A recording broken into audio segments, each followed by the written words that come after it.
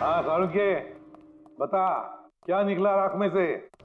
Boss, राख में से बड़ी जबरदस्त बात निकली है। हालांकि इस राख ने मुझे कम परेशान नहीं किया, लेकिन मैंने भी इसका मुंह खुलवा ही लिया, है ना? तो फिर बता दे यार। बताता हूं। तारिका। हाँ सर, हमने इस राख का स्पेक्ट्रोस्कोपी टेस्ट किया। फिर रिपोर्ट से बात साबित हो गई है बॉस कि जयंतीलाल की मौत नेचुरल नहीं है। जयंतीलाल को मारा ही गया। क्या कहा तुमने? जयंतीलाल की मौत नेचुरल डेथ नहीं थी? नहीं। कैसे सारुके, कैसे मारा? लार्सनिक से। लार्सनिक? जयंतीलाल की राख में हमें लार्सनिक मिला है बॉस। राख में से लार्सेनिक? सर कुछ केमिकल्स और हेवी मेटल्स, धातु ऐसे होते हैं जो जलने पर भी नहीं खत्म होते। लार्सेनिक उनमें से एक है। इसलिए लाश के पूरी तरह जल जाने के बावजूद उसमें मौजूद लार्सेनिक जलाने और राख में ऐसे ही रहा। लेकिन एक बात समझ में नहीं आ रही है सारुके, कि अगर जयंतीलाल की मौत लार्सनिक की वजह से हुई है तो फिर उसके फैमिली डॉक्टर सूरज को ये पता कैसे नहीं चला? पता कैसे नहीं चला? उसने नेचुरल डेथ का सर्टिफिकेट इश्यू किया ही कैसे और क्यों? बॉस, अगर लार्सनिक जैसा जहरीला केमिकल इंसान के शरीर में एक साथ बहुत ज्यादा मात्रा में पहुंचा दिया जाए तो इंसान की तुरंत मौत हो जाती है। लेकिन अगर यही जहर धीरे धीरे थोड़ी थोड़ी मात्रा में उसके शरीर में पहुंचाया जाए तो उसकी मौत एक साथ एकदम नहीं होती है। पहले उसकी याददाश्त जाती है, फिर उसे अजीब अजीब से सपने आने लगते हैं, उसे हेलुसिनेशन होने लगता है, भ्रम होने लगता है, फिर पागलपन के दौरे पड़ते हैं। और जयंतीलाल के साथ ये सब कुछ हो रहा था। लार्सनिक? जी हाँ, लार्सनिक। और इससे यह साबित हो गया कि जयंतीलाल जी की मौत बीमारी से नहीं बल्कि उनका खून किया गया। लेकिन ये किया किसने? वही पता करने हम लोग यहाँ आए। अभिजीत, जयंतीलाल जी का कमरा चेक करना पड़ेगा। Okay sir.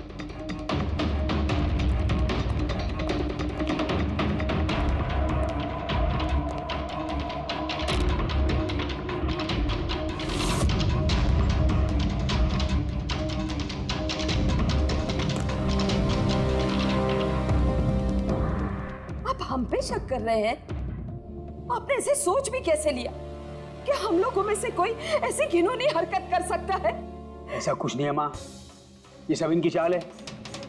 डैडी की प्रॉपर्टी इन्हें मिल जाए इसके लिए मनगढ़ंत कहानी बना रहे हैं ये लोग।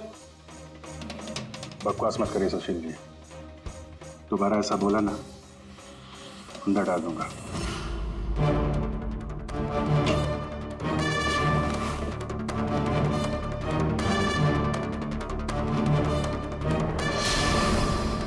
आप धमकाकर हमें चुप करा सकते हैं लेकिन कुछ साबित नहीं कर सकते। एग्जैक्टली आप लोग ये सब कुछ इन 5,000 करोड़ के लालच में कर रहे हैं ना? बोल चुके आप लोग, अब बस सीआईडी को अपना काम करने दीजिए। क्या मजाक नहीं चल रहा है? एक आदमी का खून हुआ है, खून। तो आप सबकी भलाई इसी में है कि हमारे साथ कोऑपरेट करें। अच्छा, अब सीआईडी धमकाने भी लगी है। ये धमकी नहीं है, ये आशी, आशीष, आशी बेटा, आशी क्या हो गया? आशी बेटा, आशी बेटा उठो। आशी आंखें खोलो, क्या हो गया तुम्हें? आशी, आशी बेटा, क्या हो गया? अरे जरा देखो इसे भी, क्या हो गया मेरी बच्ची को? आशी, क्या हुआ? आंखें खोलो, हो गया। आशी बेटा, अरे आशी बेटा, आशी। बेटा, आंखें खोलो, आशी।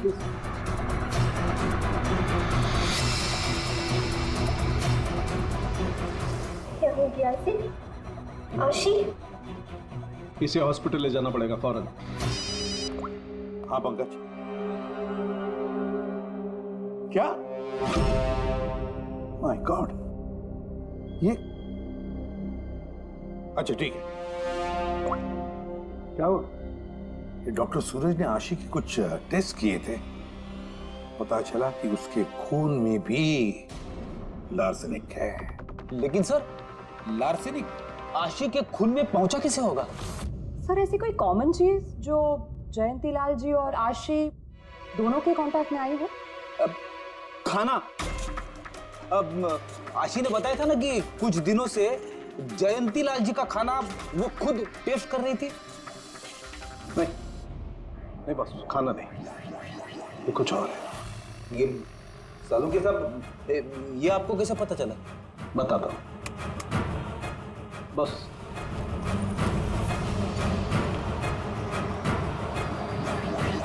ये है वो बाल जो हमें जयंतीलाल के हेयर ब्रश में से मिला है। अब लार्सनिक तो अधिकतर नाखूनों में और बालों में ही जमा होता है। तो जब हमने इस बाल के छोटे छोटे टुकड़े करके एनालिसिस किया तो रिजल्ट आया ये। और सर हमने इन टुकड़ों का एटॉमिक अब्जॉर्प्शन टेस्ट किया तो पता चला कि दूसरे केमिकल्स के साथ साथ इसमें लार्सेनिक भी है। अब क्योंकि बाल धीरे धीरे बढ़ते हैं इसलिए हमने इस रिजल्ट को कैलेंडर के साथ टैली किया। बॉस, तब हमें पता चला कि जयंतीलाल को ये लार्सनिक 8 से 10 दिन के गैप में दिया जा रहा। और 8-10 दिन के गैप में? इसका मतलब जो भी है, जयंतीलाल को हर 8-10 दिन के इंटरवल पर लार्सेनिक दे रहा था, धीरे धीरे मार रहा था। और इसकी शुरुआत हुई बॉस 3 महीने पहले। 3 महीने पहले? सर, हाँ, फिर तो खूनी जयंतीलाल जी के घर वालों में से कोई नहीं होगा। परिवार वाले 8-10 दिन तक इंतजार क्यों करेंगे? एक ही बार में मार देंगे। फ्रेडी, परिवार वाला भी तो जयंतीलाल को धीरे धीरे मार सकता है ताकि किसी को उस पर शक ना हो। सर, पिछले 3 महीने से कुछ मसाज करने वाले आ रहे थे, मैंने बताया तो था आपको। हाँ, चेक कर चुके हैं हम उनको। उनके अलावा और कोई आता था क्या? कोई एक हो तो बताओ। उनके दोस्त, पुराने बिजनेस पार्टनर और ऑफिस के स्टाफ वगैरह बहुत सारे लोग आते रहते थे घर पे। जी, डैडी बहुत सोशल थे। लोगों से मिलना जुलना, पार्टीज में जाना उनको बहुत अच्छा लगता था। इसीलिए जब उन्होंने बाहर जाना बंद कर दिया तो लोग उनसे मिलने घर पर आने लगे। लेकिन इन लोगों को हम अच्छी तरह से जानते हैं सर, इनमें से कोई ऐसा नहीं कर सकता है। भाभी देखिए ना, ये कैसा निशान लगा है। 4 बार धोया, 4 बार छुटाया, फिर भी नहीं हट रहा। अरे ठीक से धो ले, साफ हो जाएगा। अरे भाभी कितनी बार रगड़ा, नहीं जा रहा। और जाएगा भी नहीं, क्योंकि ये दाग खून का है। खून? जी हाँ। सुनिए, आपके कुर्ते पे ये खून का दाग कहाँ से आया? आपको कहीं चोट लगी है क्या? क्या हुआ आपको? मुझे नहीं पता। अरे मुझे मेरे कुर्ते पर कहाँ से आया? मैं खुद हैरान हुआ था कल जब मैंने इसे देखा। तो कल लगी आपको ये चोट? नहीं, मुझे कोई चोट नहीं लगी। हाँ, जब मैं कल लोगों से मिल रहा था तब ये खून का दाग लगा मुझे।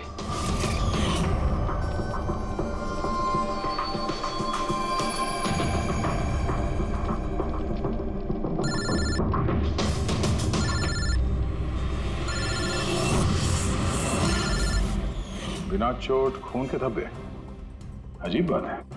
वही तो। और कुछ हुआ था कल? कोई खास बात? नहीं सर, और कोई खास बात नहीं। साहब, एक बात अजीब हुई थी। क्या? कल सुबह मुझे गार्डन में कांच के कुछ टूटे हुए टुकड़े मिले थे। कांच के टूटे हुए टुकड़े? तो फिर? साहब, उन टुकड़ों में खून लगा हुआ था। क्या? कांच के टुकड़ों में खून लगा हुआ था? जी। कहाँ पर है वो? अब वो तो मैंने कचरे के डिब्बे में डाल दी। इस कुर्ते पे खून, कांच के टुकड़े पे खून।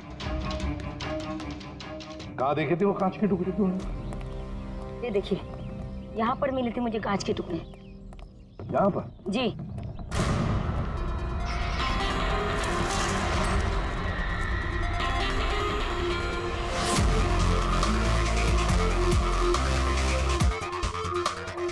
टूटा हुआ बल्ब है सर। बल्ब का टुकड़ा मिला क्या उसके? काम करो अभिजीत, इस घर में जितनी भी लाइटें हैं, लैंप्स हैं, सब चेक करो। देखो कोई बल्ब गायब है क्या?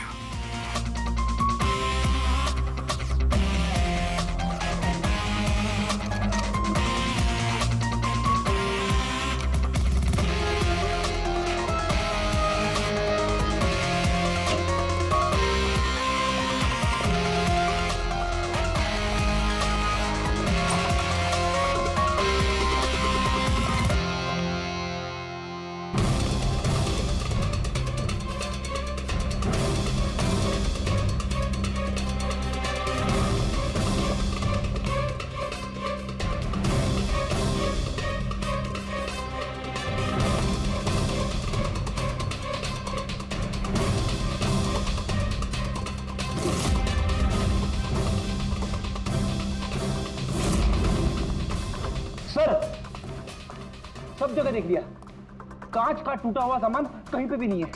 सर कुछ नहीं मिला।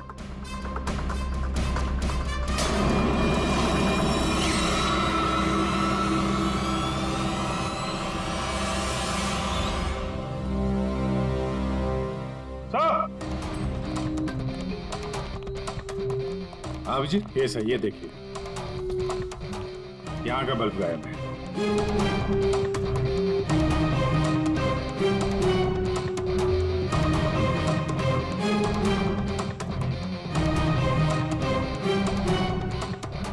बड़ी अजीब बात है, ये लैम्प तो बिल्कुल ठीक था।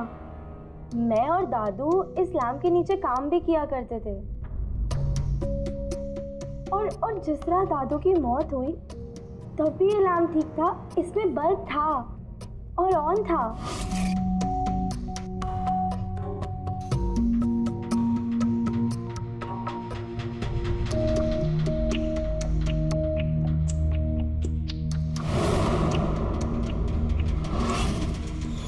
तो फिर इस लैम्प से बल्ब अचानक गायब कैसे हो गया?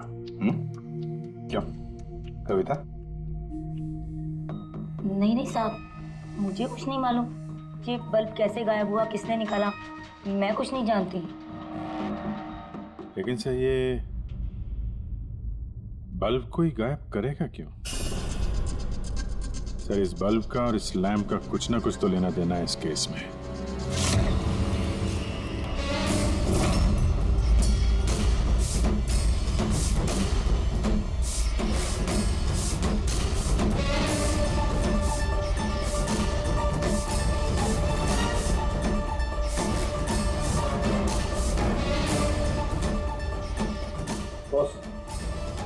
ये धब्बे देख रहे हो? ये धब्बे लार्सनिक के हैं। लेकिन ये लार्सनिक के धब्बे पूरे लैंप पर कैसे है? बॉस, हुआ ये होगा, खूनी जयंतीलाल जी के घर पे आता होगा हर 8 या 10 दिन में। नमस्ते साहब, साहब ऊपर है अपने कमरे में।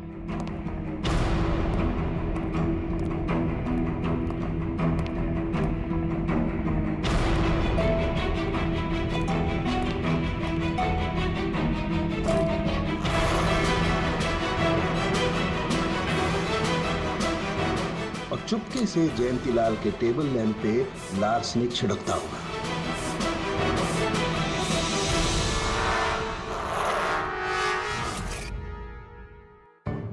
शायद जयंतीलाल जी हमेशा इस टेबल पर बैठ करके काम किया करते थे।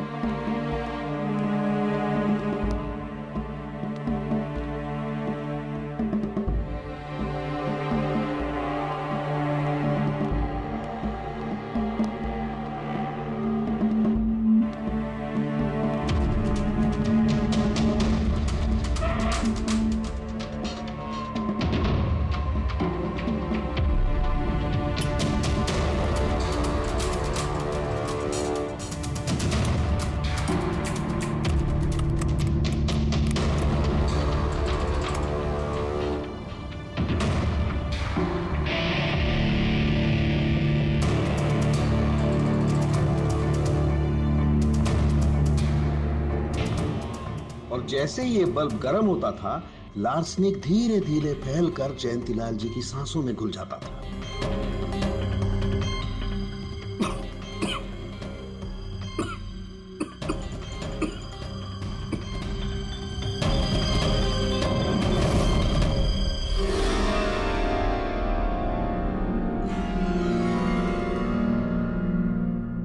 सालों के साथ आशी को लार्सेनिक का इतना असर क्यों नहीं हुआ?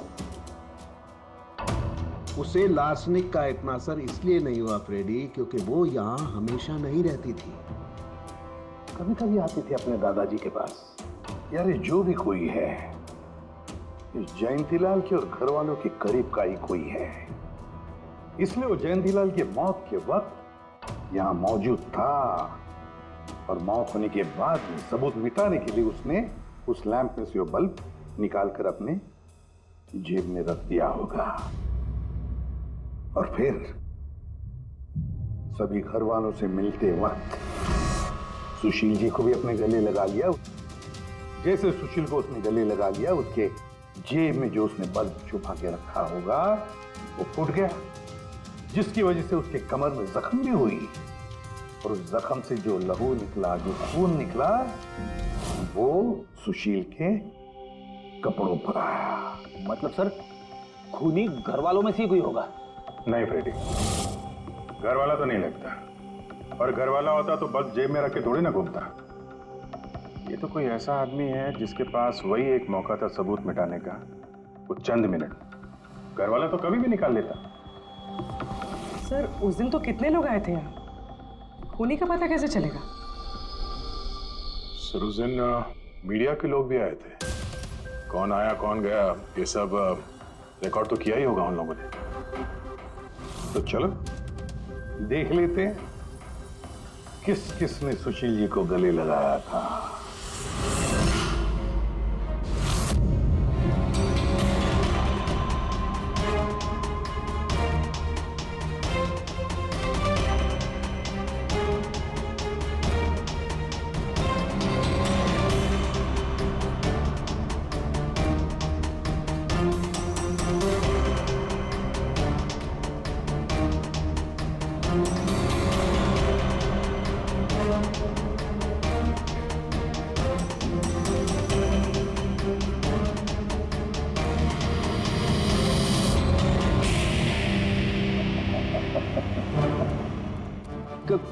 क्या हुआ सर?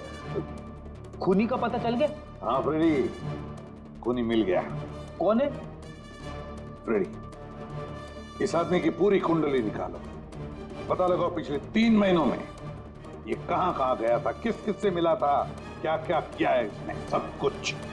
छोड़ दो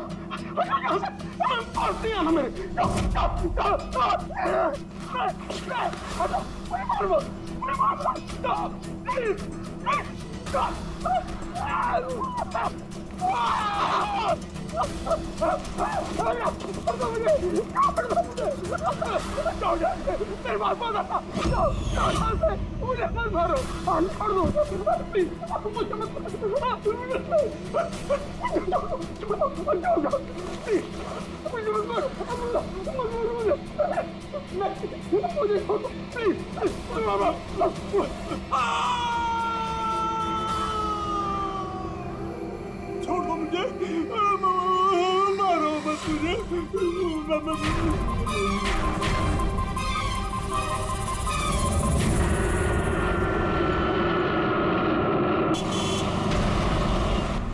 थोड़ा जल्दी चलाओ।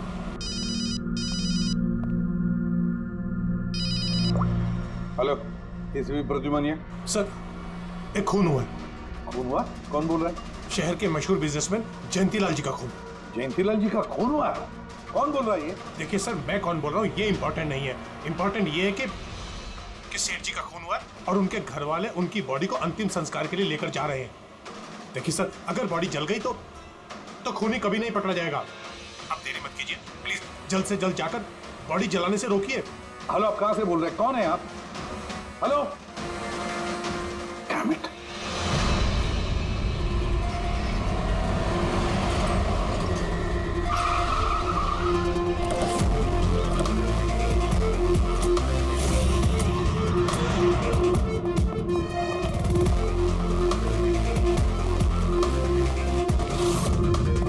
अरे कौन है आप लोग? ऐसे कैसे घर में अंदर आ रहे हैं? हम लोग सीआईडी से हैं। घर के सारे लोग कहाँ हैं? सर वो लोग तो साहब की बॉडी लेकर शमशान घाट गए हैं। शमशान घाट गए?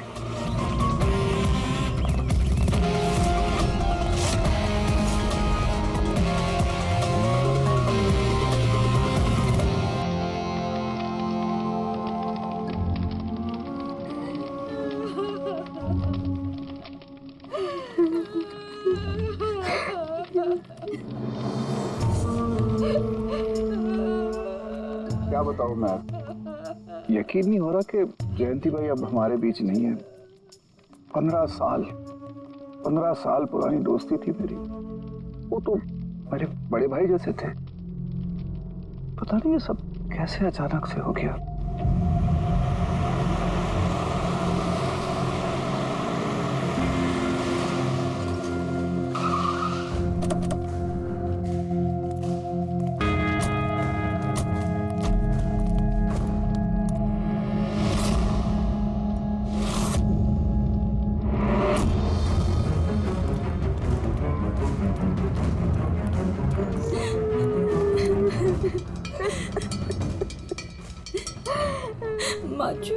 एक्सक्यूज मी,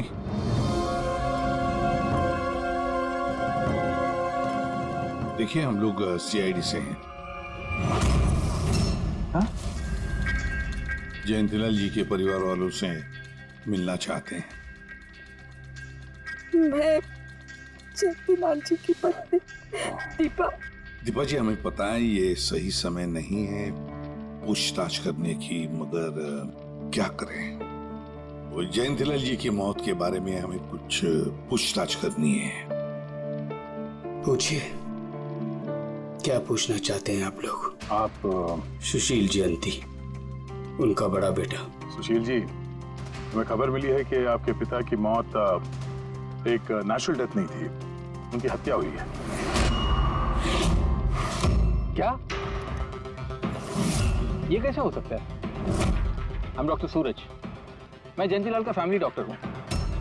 मैंने ही कल रात उनको चेक करके उन्हें डेथ सर्टिफिकेट दिया था। He died a natural death। ये सही कह रहे हैं।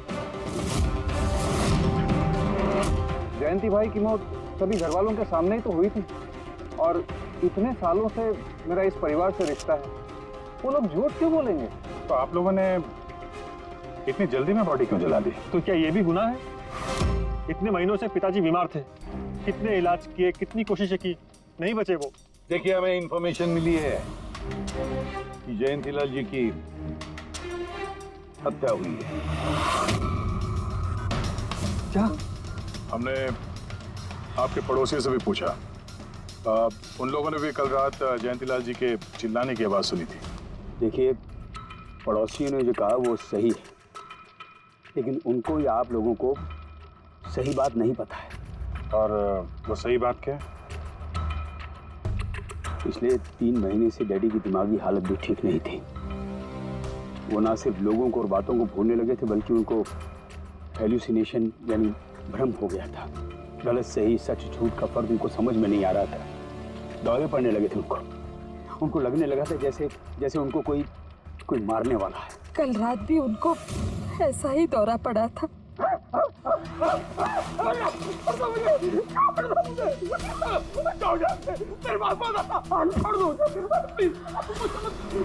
शांत, कूल। इंजेक्शन गई। Fast, come fast. डैडी, शांत, रिलैक्स। कुछ नहीं होता है। बच्चों की तरह क्यों जिद कर रहे हो?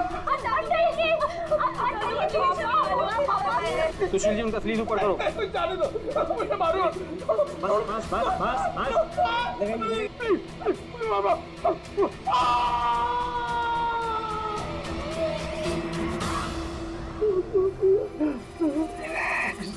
और इस बार अटैक इतना बड़ा था कि मुझे उन्हें बेहोशी का इंजेक्शन देना पड़ा, और 2 घंटे बाद उनकी मौत हो गई।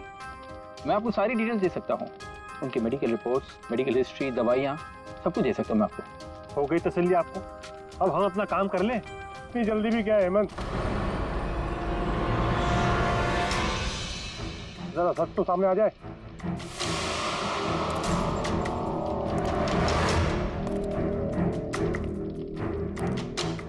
आप? सर, मेरा नाम मोहन, मैं जयंतीलाल जी का वकील। मैंने आपको फोन किया था सर। मोहन जी, आपको ऐसा क्यों लगता है कि जयंतीलाल जी की हत्या हुई थी? मेरे शक की वजह है उनकी वसीयत। लेकिन ऐसा क्या है इस वसीयत में? सब कुछ, कि उनकी जायदाद में से किसको कितना हिस्सा मिलेगा। उससे क्या फर्क पड़ता है? हम सब एक फैमिली हैं, किसी को छोटा किसी को बड़ा शेयर मिलेगा, यही ना? दैट्स ओके, कोई फर्क नहीं पड़ता है।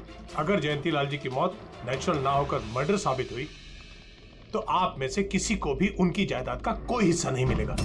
Nothing at all. ऐसे कैसे हो सकता है? मुझे बराबर याद है कि 1 साल पहले उन्होंने मेरी सलाह लेकर ही ये वसीयत बनाई थी और उसमें तो ऐसा कुछ भी नहीं लिखा था। दीपा जी 3 महीना पहले उन्होंने नई वसीयत बनवाई थी। ये क्या बोल रहे हैं आप? ये कैसे हो सकता है? ये सब कुछ बकवास है। अरे पिताजी आपको कब मिले? आप तो 3 महीने से हमारे घर पे आए नहीं और पिताजी भी 3 महीने से घर के बाहर निकले ही नहीं। तो फिर दीपा जी 3 महीना पहले उन्होंने नई वसीयत बनवाई थी। ये क्या बोल रहे हैं आप? ये कैसे हो सकता है? ये सब कुछ बकवास है। अरे पिताजी आपको कब मिले? आप तो 3 महीने से हमारे घर पे आए नहीं और पिताजी भी 3 महीने से घर के बाहर निकले ही नहीं। तो फिर हेमंत, वो खुद मेरे ऑफिस में आए थे 3 महीना पहले। मैं अब जिंदा नहीं रहूंगा।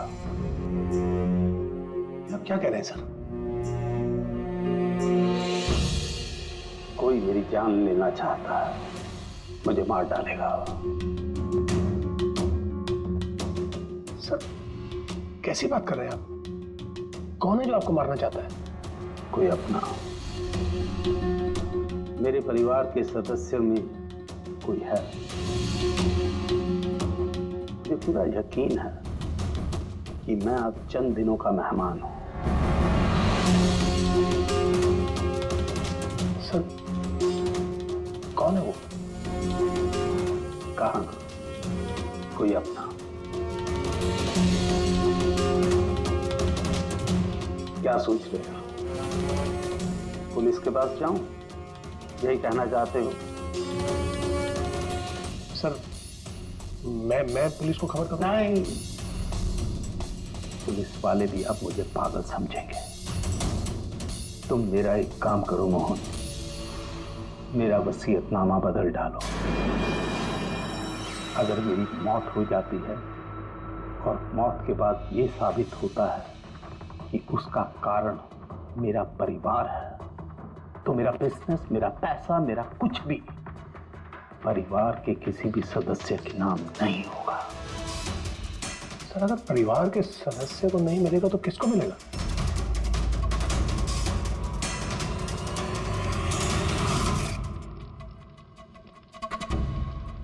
हमें नहीं तो किसे मोहन? जायदाद किसको मिलेगी? और सीआईडी को।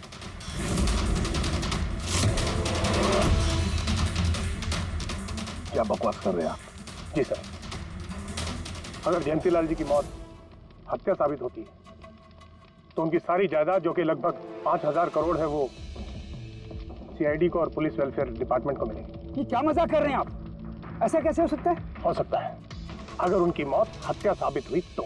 लेकिन उनकी तो हत्या हुई नहीं, हम वहीं तो थे। जो कुछ भी हुआ हमारे सामने हुआ है। उनकी हत्या हुई है या नहीं वो हम पता लगा लेंगे। अरे आप कैसे पता लगाएंगे? बॉडी तो है ही नहीं।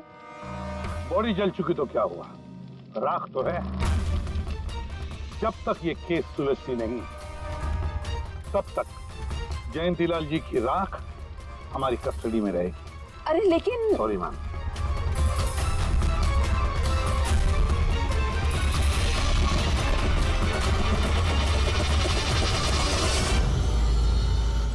मोहन जी, सर जरा बताइए, क्या जयंतीलाल जी ने खुद आपसे कहा था कि उनके परिवार वालों में से कोई है जो उनकी जान लेना चाहता? जी सर। क्यों? सर वजह तो पता नहीं, लेकिन उनको लगता था कि उनके घर वाले पैसों के लिए उनकी जान लेना चाहते हैं सर। पेटों से वो खुश भी नहीं थे। वो चाहते थे कि हेमंत और सुशील उनके साथ बिजनेस में हाथ बटाए, उनके साथ बिजनेस करें, लेकिन ऐसा हुआ नहीं सर। ऐसा क्या हुआ? सर दोनों ने अपना अलग अलग बिजनेस शुरू किया, लेकिन उसे भी चला नहीं पाए। और हेमंत सर वो तो एक नंबर का अय्याश निकला। उसने सेठ जी के सारे पैसे उड़ा दिए। सर बाप बेटे में हमेशा खटर पटर चलती रहती थी, कभी बनी नहीं बाप बेटे में। बनती नहीं थी, मगर हम बाप बेटे तो थे। मुझे पैसों की बहुत जरूरत थी, लेकिन इसका ये मतलब थोड़ी है कि मैं अपने पिता को ही मार दूंगा। मार भी सकते हो। आखिरकार दुनिया में आधी से ज्यादा गुनाह तो पैसों के लिए ही होते हैं। फिर तो सुशील भैया की वजह मुझसे बड़ी थी। उनका पिछला बिजनेस उन्होंने घाटे में बंद किया और अभी जो है वो नुकसान में चल रहा। सर मार्केट का बहुत पैसा है उनके ऊपर, और डैडी भी इस बार सुशील भैया की मदद करने के लिए रेडी नहीं थे। सर मैं मानता हूं कि डैडी नाराज थे, नहीं दे रहे थे मुझे पैसे, पर मुझे ये भी पता है कि वो मुझे और मेरे परिवार को मरने के लिए नहीं छोड़ सकते थे। खून में होगा। खून तो हो, इसीलिए पैसों के लिए अपनों का ही खून बहा दिया। सर एक आइडिया है। क्या है कि अब जो हुआ सो हुआ, उसको बदला तो नहीं जा सकता ना, लेकिन इस सिचुएशन से अपना फायदा जरूर निकाल सकते हैं। क्या मतलब? वो सर आप ये मामला सुलझा दीजिए। मान लीजिए कि नेचुरल डेथ थी। अब वसीयत के हिसाब से पैसे सीआईडी और मुंबई पुलिस की जगह हमें मिलेंगे, जो उसके असली हकदार हैं।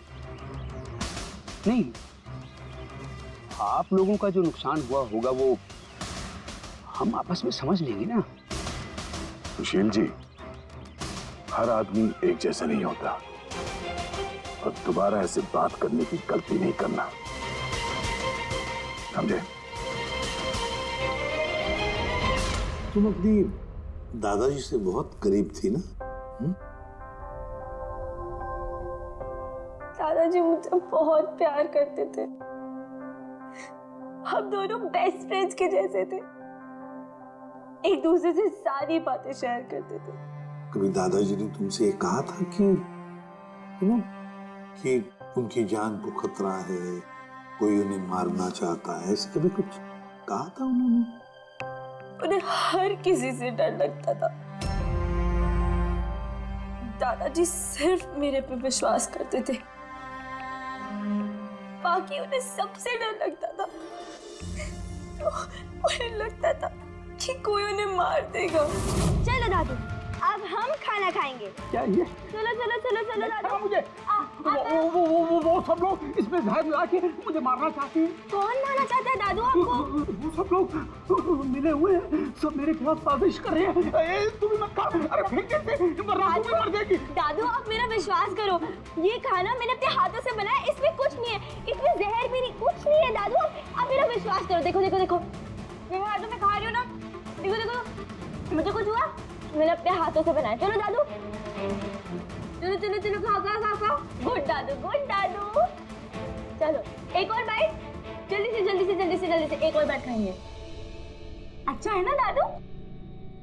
गुड गुड, चलो मुझे चलो। कितना प्यार करती है, तू मेरा कितना ख्याल रखती है, बाकी सब लोग मेरी दौलत के पीछे हैं, मुझे मार देंगे। दादू आपको कुछ नहीं होगा, आपका बहादुर बच्चा है ना इधर, मैं आपको कुछ नहीं होने दूंगी। देखो, अब तुम घर जाओ, जाओ, और देखो किसी भी चीज की जरूरत पड़े तो मुझे फोन करना, ठीक है?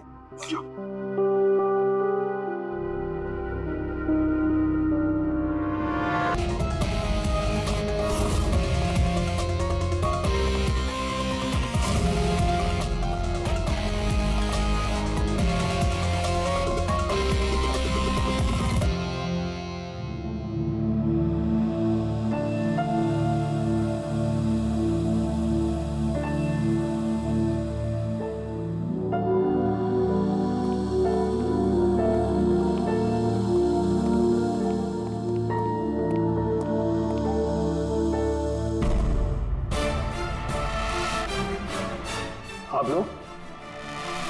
आप लोग फिर यहाँ हैं? खूनी का तो पता चला नहीं होगा, कुछ छानबीन रहेगी होगी। नहीं सुशील जी, कोई छानबीन नहीं बची है, खूनी का पता चल गया, और खूनी अभी इसी वक्त यहाँ हम सब के बीच मौजूद है। क्या? कौन है वो?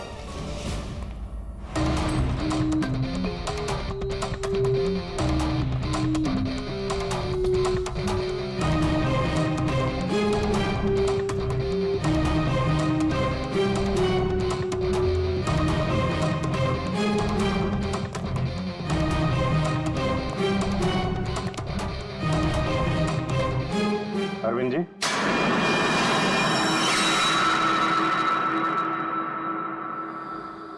जरा उठेंगे आप? मैंने क्या किया? अरविंद जी, आपने क्या किया इसका तो पता हमने लगा ही दिया। बस अब आपके कारनामे हम आप ही के मुंह से सुनना चाहते हैं। क्या बकवास है ये? आप मुझ पर इल्जाम लगा रहे हैं? आपको क्या लगता है कि मैंने जयंती को मारा? अभिजीत,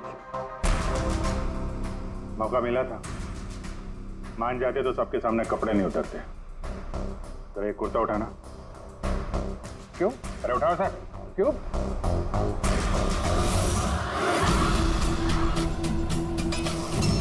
क्या है ये? निशान कैसा है? हाँ? कौन सी भाषा बोल रहे हो तुम? हिंदी में बोलो, हिंदी में। मातृभाषा है हमारी। भूल गए क्या? याद दिलाओ। हाँ? नहीं सर,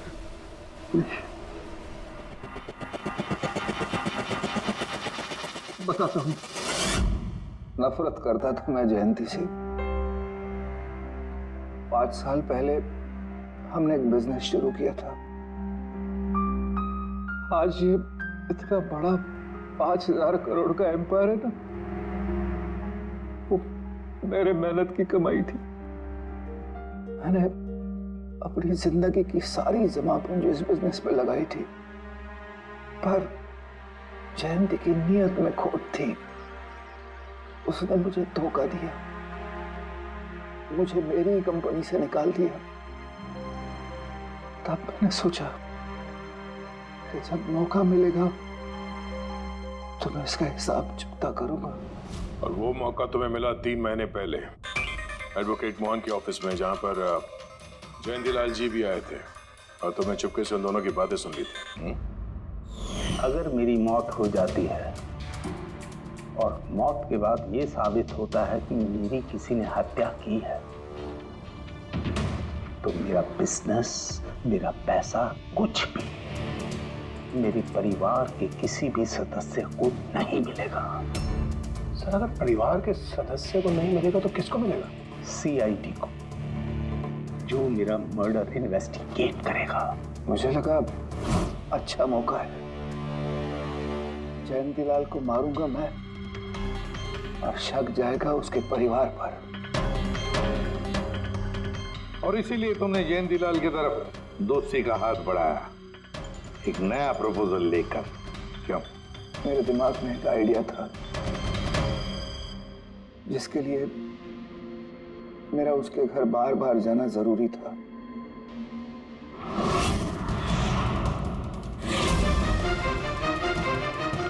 साहब ऊपर है अपने कमरे में।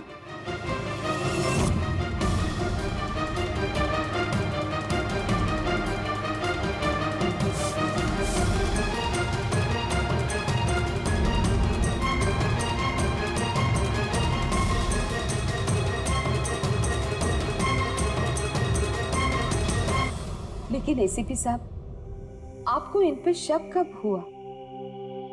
दीपा जी, जयंतीलाल जी की अंत्येष्टि के दिन जो मीडिया कवरेज हुआ था, जो मीडिया वालों ने वीडियो फुटेज लिया था, उसकी मदद से जयंतीलाल जी के अंत्येष्टि के दिन घर के बाहर जो इन्होंने कुर्ता पहना था, शमशान भूमि पर वो कुर्ता बदल दिया गया था, क्योंकि उस पर खून जो लगा हुआ था। क्यों Arvind ji?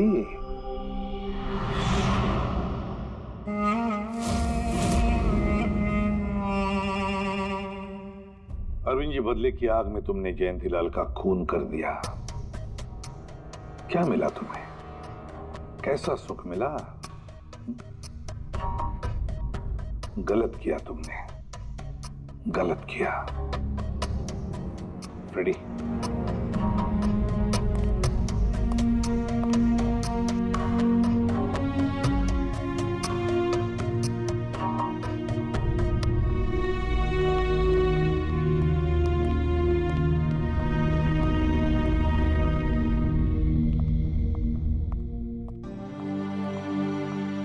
Thank you sir, thank you very much. And we are sorry, हम लोगों ने आपको काफी बुरा भला कहा। दरअसल हमें लगा कि पैसों के चक्कर में आप हम परिवार वालों को इस केस में कल्प्रिट बनाने की कोशिश कर रहे हैं। नहीं, कोई बात नहीं। एसीपी साहब, मैं मेरे पति की अंतिम इच्छा पूरी करना चाहती हूँ। सीआईडी और पुलिस वेलफेयर फंड में मैं डेफिनेटली डोनेट करूंगी। Thank you very much, thank you. Thank you so much sir कि आपने मेरे दादू को इंसाफ दिलाया। God bless you.